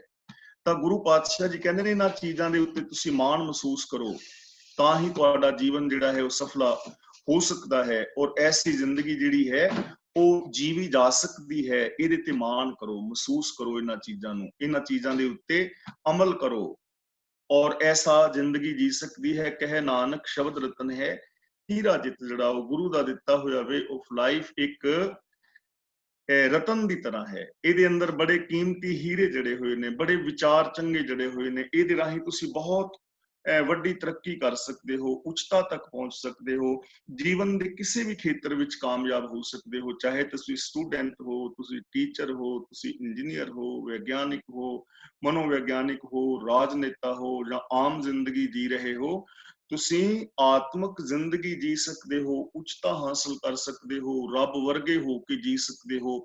ਐਸੀ ਜ਼ਿੰਦਗੀ ਜੀਵੀ ਜਾ ਸਕਦੀ ਹੈ। ਇਸ ਲਈ ਸਾਨੂੰ ਇਹਨਾਂ ਚੀਜ਼ਾਂ ਨੂੰ ਅਪਣਾਉਣ ਦੀ ਲੋੜ ਹੈ ਭਾਈ। ਅਸੀਂ ਗੁਰਬਾਣੀ ਦੇ ਸਿਧਾਂਤਾਂ ਨੂੰ ਆਪ ਸਮਝੀਏ, ਗੁਰਬਾਣੀ ਨੂੰ ਅਸੀਂ ਆਪ ਪੜ੍ਹੀਏ ਔਰ ਗੁਰਬਾਣੀ ਤੇ ਅਮਲ ਕਰਕੇ ਆਪਣੇ ਜੀਵਨ ਨੂੰ ਸਫਲ ਕਰੀਏ ਔਰ ਸੱਚੀ ਬਾਣੀ ਗਾਵੀਏ ਔਰ ਇਹ ਸਮਝ ਲਵੀਏ ਕਿ ਜੋ ਚੀਜ਼ ਯੂਨੀਵਰਸਲ ਟਰੁੱਥ ਦੇ ਉੱਤੇ ਪੂਰੀ ਉਤਰਦੀ ਹੈ ਉਹ ਚੀਜ਼ ਸੱਚ ਹੈ। ਬਾਕੀ ਬੋਲਣ ਪੈ ਰਵਾਨੀ ਵਾਲੀ ਗੱਲ ਹੈ। ਇਸ ਲਈ ਗੁਰੂ ਦੀ ਸੱਚੀ ਬਾਣੀ ਦੇ ਨਾਲ ਜੁੜੀਏ। ਜੋ ਕੱਚੀ ਪਿੱਲੀਆਂ ਗੱਲਾਂ ਨੇ, ਕੱਚੀ ਪਿੱਲੀ ਬਾਣੀ ਹੈ, ਉਹਨੂੰ ਛੱਡ ਕੇ ਆਪਣੇ ਜੀਵਨ ਨੂੰ ਸਫਲ ਕਰਨ ਦਾ ਯਤਨ ਕਰੀਏ। ਮੈਂ ਇੱਥੇ ਖਿਮਾ ਦਾ ਜਾਚਕ ਹਾਂ। ਅੱਜ ਜੋ ਅਸੀਂ ਇਹ ਦੋ ਪੌੜੀਆਂ ਦੀ ਵਿਚਾਰ ਕੀਤੀ ਹੈ, ਕਿਸੇ ਵੀਰ ਭੈਣ ਦਾ ਇਸ ਪ੍ਰਥਾਈ ਜੇ ਸਵਾਲ ਹੋਵੇ ਜਾਂ ਕੋਈ ਆਪਣੇ ਵਿਊਜ਼ ਦੇਣਾ ਚਾਹੁੰਦਾ ਹੋਵੇ ਤਾਂ ਉਹ ਦੇ ਸਕਦਾ ਹੈ। ਵਿੱਚੋਂ ਜੋ ਕੱਟ ਆਫ ਦੀ ਪ੍ਰੋਬਲਮ ਆਈ ਤੁਹਾਡੇ ਵੱਲੋਂ ਜਾਂ ਮੇਰੇ ਵੱਲੋਂ ਕਿਵੇਂ ਆਈ, ਉਹਦੇ ਵਾਸਤੇ ਮੈਂ ਖਿਮਾ ਦਾ ਜਾਚਕ ਹਾਂ। ਵੀਰ ਤਰਲੋਚਨ ਸਿੰਘ ਜੀ ਹੁਣ ਅਨਮਿਊਟ ਹੋ ਗਏ ਨੇ, ਅਗਲੀ ਕਾਰਵਾਈ ਉਹ ਕਰਨਗੇ। ਵਾਹਿਗੁਰੂ ਜੀ ਕਾ ਖਾਲਸਾ, ਵਾਹਿਗੁਰੂ ਜੀ। ਵਾਹਿਗੁਰੂ ਜੀ ਕਾ ਖਾਲਸਾ, ਵਾਹਿਗੁਰੂ ਜੀ ਕੀ ਫਤਿਹ। ਧੰਨਵਾਦ ਜੀ ਗਿਆਨੀ ਜੀ। ਜਿੱਦਾਂ ਗਿਆਨੀ ਜੀ ਨੇ ਕਿਹਾ ਹੀ ਹੈ ਜੀ, ਅੱਜ ਪਤਾ ਨਹੀਂ ਡਿਸਟਰਬੈਂਸ ਥੋੜੀ ਜਿਹੀ ਹੋਈ ਹੈ 2-3 ਮਿੰਟ 4 ਮਿੰਟ ਲਈ, ਤੇ ਉਹਦੇ ਵਿੱਚ ਅਸੀਂ ਸਾਰਿਆਂ ਦੇ ਕੋਲੋਂ ਖਿਮਾ ਮੰਗਦੇ ਹਾਂ, ਕਿਉਂਕਿ ਇਹ ਪਤਾ ਨਹੀਂ ਕਿਸ ਗੱਲ ਨਾਲ ਹੋਈ ਆ, ਸ਼ਾਇਦ ਉੱਧਰੋਂ ਜਾਂ ਸਾਡੇ ਵੱਲੋਂ, ਪਰ ਸਾਡੇ ਵਾਲੀ ਸਾਈਡ ਤਾਂ ਵੈਸੇ ਚੱਲਦੀ ਸੀਗੀ, ਕੋਈ ਡਿਸਟਰਬ ਨਹੀਂ ਹੋਇਆ। ਤੇ ਚਲੋ ਜਿੱਥੋਂ ਵੀ ਹੋਇਆ ਉਹਦੇ ਬਾਰੇ ਚਲੋ ਕੋਈ ਨਾ, ਹਾਂਜੀ ਕੋਈ ਗੱਲ ਨਹੀਂ ਜੀ, ਕੋਈ ਡਿਸਟਰਬੈਂਸ ਨਹੀਂ ਹੋਈ, ਠੀਕ ਹੈ ਜੀ। ਤੇ ਜਿੱਦਾਂ ਗਿਆਨੀ ਜੀ ਨੇ ਕਿਹਾ ਜੀ ਕਿ ਤੁਸੀਂ ਅੱਜ ਦੀ ਜਿਹੜੀ ਕਥਾ ਹੋਈ ਆ ਉਹਦੇ ਵਿੱਚ ਜਿਹੜੀਆਂ 24 ਤੇ 25 ਆਨੰਦ ਸਾਹਿਬ ਦੀਆਂ ਪੌੜੀਆਂ 24 ਤੇ 25 ਉਹਨਾਂ ਦੀ ਵਿਆਖਿਆ ਸੁਣੇ ਲਈ ਆਪਾਂ ਸਾਰਿਆਂ ਨੇ, ਬਹੁਤ ਵਧੀਆ ਹੋਈ ਹੈ ਜੀ। ਤੇ ਇਹਨਾਂ ਦੇ ਵਿੱਚੋਂ ਕੋਈ ਵੀ ਆਪਣਾ ਵਿਊ ਵਿਚਾਰ ਤੁਸੀਂ ਸ਼ੇਅਰ ਕਰਨਾ ਤਾਂ ਕੋਈ ਕੁਐਸਚਨ ਹੋਵੇ ਉਹ ਪੁੱਛ ਲਓ, ਬਹੁਤ ਵਧੀਆ ਜੀ। ਤੇ ਸਾਰਿਆਂ ਨੂੰ ਬੇਨਤੀ ਹੈ, ਮੇਰਾ ਵੀ ਇੱਕ ਜਗ੍ਹਾ ਤੇ ਬਹੁਤ ਵਧੀਆ ਲੱਗਾ ਮੈਨੂੰ, ਜਿਹੜਾ ਸੀਗਾ ਜੀ ਛੇਤੀਨ ਕਾ ਹਿਰ ਲੈ ਮਾਇਆ ਬੋਲਣ ਪਏ ਰਵਾਣੀ। ਮੈਂ ਉਹਦੇ ਵਿੱਚ ਆਉਣਾ ਜੀ 1 ਮਿੰਟ ਦੇ ਵਿੱਚ, ਪਰ ਮਨਿੰਦਰ ਓਬਰੋਏ ਉਹਨਾਂ ਨੇ ਅਨਮਿਊਟ ਹੋਏ ਜੀ, ਉਹ ਕਰਨ ਗੱਲ। ਹਾਂਜੀ ਮਨਿੰਦਰ ਓਬਰੋਏ, ਹੈਲੋ ਜੀ ਮਨਿੰਦਰ ਓਬਰੋਏ, ਤੁਸੀਂ ਅਨਮਿਊਟ ਹੈ ਜੀ, ਗੱਲ ਕਰੋ। ਹਾਂਜੀ ਕਰੋ ਗੱਲ।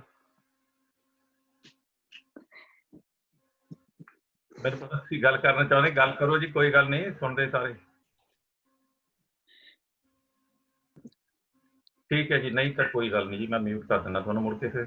ਤੇ ਹਾਂਜੀ ਮੈਂ ਕਹਿਣ ਲੱਗਾ ਸੀਗਾ ਜੀ, ਚਿਤ ਜਿਨ ਕਾ ਹਿਰ ਲੈ ਮਾਇਆ ਬੋਲਣ ਪਏ ਰਵਾਣੀ, ਤੁਸੀਂ ਬਹੁਤ ਵਧੀਆ ਐਗਜ਼ਾਮਪਲ ਦਿੱਤੀ ਹੈ ਜੀ। ਮੈਂ ਚਾਹੂੰਗਾ ਕਿ ਕੋਈ ਕਿਸੇ ਨੇ ਆਪਣੇ ਵਿਚਾਰ ਦੇਣੇ ਇਹਦੇ ਬਾਰੇ।